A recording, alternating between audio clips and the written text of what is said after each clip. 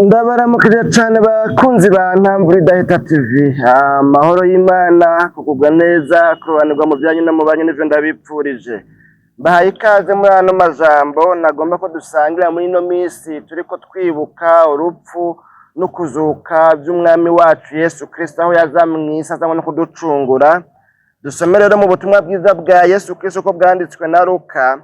Dusome duhere ku murongo wa 6 wo mu gice ca 23 tugeze ku murongo wa 12, ariko amajambo ndondera burya ahanini ari ku murongo w'12. Ijambo ry'umutwe rivuga ngo Pilato arungika Yesu kwa Herode. Pilato avyumvise abaza yuko uwo muntu ari umunyagalilaya. Amenye yuko ari uwo mu gihugu ca Herode, amurungika kwa Herode, kuko nawe yari Yerusalemu muri iyo misi. Herode abonye Yesu aranezerwa cane, kuko yahereye kera yifuza kumuraba, kuko yahora yumva ivyiwe, kandi yaziga ko yobona ikimenyetso yokora. Amubaza amajambo menshi, ntiyamwishura na rimwe. Abaherezi bakuru n'abanyabwenge b'ivyanditswe barahagarara bakovya kumwagiriza cane.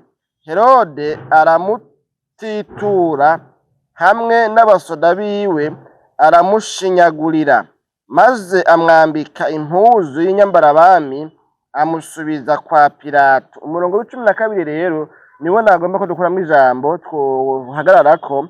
Umurongo w'12 uvuga ngo Herode na Pilato baca buzura uwo munsi nyene, kuko bari basanzwe bankana. Imana yacu nidutabare. Bene data bakunzi ba kino kiganiro cacu c'ijambo ry'Imana, nano majambo ngomba ko dukuramwo iri jambo. Izi nkuru turazumvise, ziratubwiye ibitari bike vyabaye, kandi kw'ivyo bitari bike vyabaye hagati y'abatware batwara ico gihe. Tubonye yuko rero habayeho novuga ngo kubazagiza amajambo menshi Yesu n'ibindi. Mugabo ijambo nabonyemwo kandi numvise rikwiye kuba iry'abakunzi ba Ntambwe Idahita TV, rikwiye kuba iry'abakunda ubutumwa bwiza, n'iri jambo rivuga ngo Herode na Pilato barankana. Niko ijambo ryatweretse. Hariho urwanko, munyemerere mvuge ngo hariho urwanko runuka hagati y'aba batware babiri barankana. Ntitwinjiye mu idonido ngo bankana bapfiki, byari byagenze gute, mbega hariho uwari yaribye uwundi, mbega hariho wariciye abiwabo w'uwundi, mbega byari biki? Oyaye, urwanko ni urwanko, kandi urwanko rurabishe. Urwanko ntabwo ari ikintu cyo kwipfuzwa. Imana yacu nidutabare. Hanyuma rero iri jambo ritubwiye ngo rero uwo munsi nyene habayeho guhanahana Yesu. Umwe yarungikiye mugenzi we cyangwa se uwo mutware wundi ati kuyu muntu ari muri kiriya gihugu, mutware abaribo bamucira urubanza, ko wumva ari yava ko afise ubwene gihugu bwa hariya, mutware bamucira urubanza. Hanyuma uriya nawe aramwakira, aramudedaguza, aragirane mu nyuma ati uyu muntu ntakigenda, musubize hariya. Izo novuga ngo izo circulation zahabaye kugenda no kugaruka, ubwo ruja n'uruza rwahabaye hagati y'abo bagabo babiri, abo batware babiri bankana urunuka. Imana yacu nidutabare. Ngo guca guhinduka ikiraro muhuza, guhinduka umuhuza, guhinduka ikiraro gihuza aba bantu tutazi igihe bari bamaze bankana. Imana yacu nidutabare. Mwibanga ridasanzwe, atakindi kintu gisiguwe ko, atakindi kintu kivuzwe kirekire, ngo baca barahuza. Imana yacu nidutabare. Birumvikana yuko mission ya Yesu no mu gupfa kwiwe, ngira ngo no ku munota wa nyuma yagumye iba accompli. Yesu yagumye akora igikorwa camuzanye. Imana yacu nidutabare ku buryo no mu gupfa kwiwe yahuje abari basanzwe bankana hagati yabo barahuza. Imana yacu nidutabare. Bene data bakunzi ba kino kiganiro, iri jambo niryo numva mu mutima nipfuje gusangira namwe, ni ryuko twebwe turi mu rugendo rwa gikristo, turi abakizwa, turi abakristo. Ubwa mbere na mbere kwitwa uwa Kristo byasigura yuko twemeye inyigisho za Christianisme, twemeye kuba aba Kristo, twemeye kwitirirwa Yesu Kristo, twemeye kuba abigishwa biwe, twemeye gushira mu ngiro ibyo adusaba. Imana yacu nidutabare. Kandi kuba aba Kristo byasigura yuko turi umuryango umwe, turi abantu tuvyumva kumwe, turi abantu dufise imyizerere imwe, turi abantu bakundana, turi abantu batankana, turi abantu bahuza, turi abantu umwe yokenera umunyu mugenzi we akawumuha. Mbere na cane cane ko ijambo ry'Imana rivuga ngo na cane cane muhere mu nzu y'abizera. Imana yacu nidutabare. Ariko mugabo nsomye iri jambo, ikintu ca mbere cakorokeye mu mutima wanje ni ico kuntu abantu bari sipoze kuba barahujwe n'umusaraba wa Yesu Kristo, abantu bari sipoze kuba, abantu bategerezwa kuba barahujwe na Yesu Kristo, abantu mbere wanashaka bamwitirirwa, bamuririmba, bamuvyinira igisirimba, bavuza ingoma n'urushato bagahakwa ku rutabura. Nuko uravye ukinjira en profondeur usanga igitigira nyamwinshi muri bo badahuza, ntibahujwe na Yesu. Uwo Yesu bavuga ko bahuriyeko ntiyabahuje, bavuga yuko ari abiwe ariko ntibahujwe nawe. Ariko ijambo ry'Imana ryambwiye ngo Herode na Pilato nubwo bari basanzwe bankana urunuka, nubwo atanumwe yahanigwere mugenzi we, nubwo aho umwe aciye uwundi yaturira, naho umwe kumbure aronse urugo rya mugenzi we yari kumwica, nubwo bari gukoreranira novuga ngo ikibi kibishe, umwe wese akumva umengo ntashaka yuko mugenzi we yobaho. Ariko Imana yacu nidutabare. Yesu mu gupfa kwiwe arabahuza. Bari bankana, urwango rurahava, haca haboneka impamvu yo kuvyumva kumwe, haca haboneka impamvu yo kuyaga bagahuza, haca haba impamvu yo gucudika, yo kugiriranira ubumwe, haca haba impamvu yo gusubira kugiriranira imigenderanire myiza. Kubera iki? Yesu yavuye kuri umwe araza ku wundi, hanyuma arava ku wundi agaruka kuri wa wundi wa mbere. Imana yacu nidutabare. Gutyo ngo habayemwo akamenyetso ko guteranya keza gateranya abantu bari baratandukanijwe n'urwango. Imana yacu nidutabare bene data bakunzi ba kino kiganiro. Rero naho twovuga tugasarara, naho tworirimba imitsi karanda, naho twotamba tukaguruka, naho tworirimba, naho twovuga ubutuma, naho twosenga tukisonzesha, ariko tugifise abansi muri twebwe nyene twitwa abakizwa, tugifise abo twanka, byari kumvikana dufise abatwanka gusa, mugabo twebwe tudafise abo twanka. Ariko ikintu kibishe kandi gikomeye cyane c'umurazi nuko wowe uri kuranyumviriza ubwawe usanzwe wiyizi yuko uririmbana n'umuntu mugabo umwanka, ahubwo n'ishano ukaba worimuha. Nigeze kumva umukozi w'Imana umwe bahaye amazi, ajya amazi ya Kinju cyangwa se urabona ko hari menshi za Beresavere n'ibindi, hanyuma avuze ati numva inyota munzanira amazi, genda mungurira amazi ahanahana yayandi nyene za Kinju zandi ayo ma eau minerale.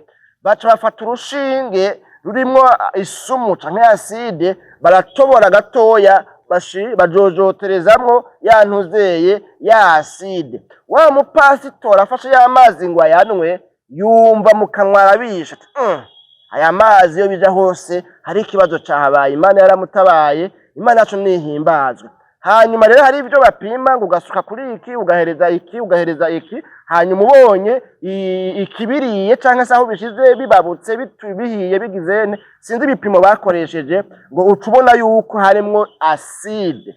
Imana yacu nidutabare.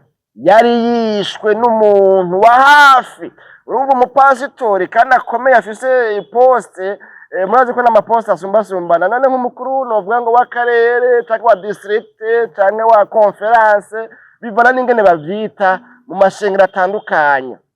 Urumva uwo ntaserevu umusereba so wari we wese aba ari umuntu nyene novuga ngo yegereye nyene abatama. Imana yacu ndidutabara. Ariko yari amugandaguye kandi basangiye Kristo, bahuriye ku musaraba ari abakizwa bose. Imana yacu nidutabare. Birababaje kumva ko ari abakizwa bicana, birababaje kumva ko ari abakizwa bamaramazanyana, ugakuraho agashambara mugenzawe kandi nawe witungura wa Kristo. Ivyo bintu biruzuye, nuvuga ngo bakagiriranira imigambi yo kwicana, yo kumarana, yo guhombeshanya. Imana yacu nidutabara kuva umengo woryoherwa n'akahombye, naka ntihakagira ikintu kimutumbera. Imana yacu nidutabara. Ariko ijambo ryavuze ngo uwo munsi nyene Herode na Pilato, amen amen amen amen, ngo baca baruzura, baca baranywana, baca barasubira kugiranira imigenderanire myiza. Kubera iki? Kubera Yesu ahageze. Yesu ageze ahantu hari amacakubiri vyanga byakunda, ategerezwa kuhava, hakabaho ukumvikana, hakabaho ubumwe, hakabaho amahoro n'umunezero. Bitagenze gutyo Yesu ntaba yaronse ikibanza. Bitangaje cyane rero kumva ko twebwe twamwakiriye, tumutambira igisirimba, tumuririmbira, tumucurarangira, dutanga amashikanwa, dutanga ibigira 10, tuduga imisozi, dukora ibikorane byaharambe, twubaka insengero zizimbazimbye, tugura intebe zizimbazimbye, dukora ibikorwa bikomeye cyane byo kwitanga. Mugabo tukaba tugifise bagenzi bacu babakizwa b'abakristo n'abari abana ba Yesu Kristo, arabigishwa ba Yesu Kristo, mugabo twankurunuka canke nabo batwankurunuka, tukaba twankanurunuka. Imana yacu nidutabare. Bene data abakunzi ba kino kiganiro, igitondo gishasha cyacu cy'uno munsi, nane majambo rero nagomba ngarukirize ngaha kubera wamaze kumva ico jambo ritumbereye kukubwira. Muri ino minsi yo kwibuka ugupfa no kuzuka kwa Yesu Kristo, niho abari ikintu gihambaye wari ukwiye guharanira gusubira kuzura na barya abantu ufise ibyo mupfa, barya abantu bitwa ngo ni bene so, ni bene data, n'abaririmbyi bagenzawe, mwankanurunuka, barya abapasitori bagenzawe, mwankanurunuka. Kandi muhurira mu nama z'igipasitori, ibyo bintu byitwa ngo iki? Muri abakozi b'Imana, muri abaririmbyi, muri abasenzi, murasenga y'iminsi 3, ay'iminsi 7, ubona yakarana ijuru arajako, n'ay'iminsi 70 akajako, mugahurira ku kirago kimwe, ariko mwankanurunuka. Ibyo bintu babyita ngo iki? Imana yacu nidutabare. Nimba ari ikintu ukwiye guharanira cyane muri ino minsi, ni icuko kuzura nabo mutaruzura. Imana yacu nidutabare bene data bakunzi ba kino kiganiro igitondo gishasha. Nano majambo rero nagomba ngarukirize ngaha, amazi yazindutse ageze kure, kandi kuvuga menshi siko kuyamara.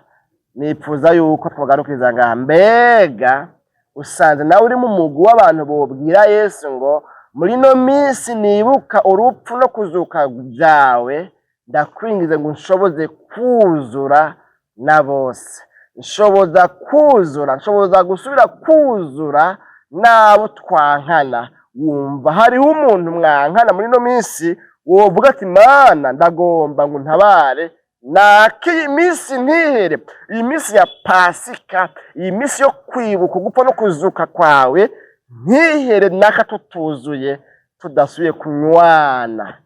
Nane majambo rero mwese abayumvise, Imana nyine amahoro ibaho umugisha. Numuhirwe umuntu yitwa ko ari umwigishwa wa Yesu Kristo, abayeho rero ata muntu numwe batuzuye bafise ibyo bapfa ngo abe hafise akangonongono canke inzigo canke urwango muri we bwo kwanka mwene se wundi.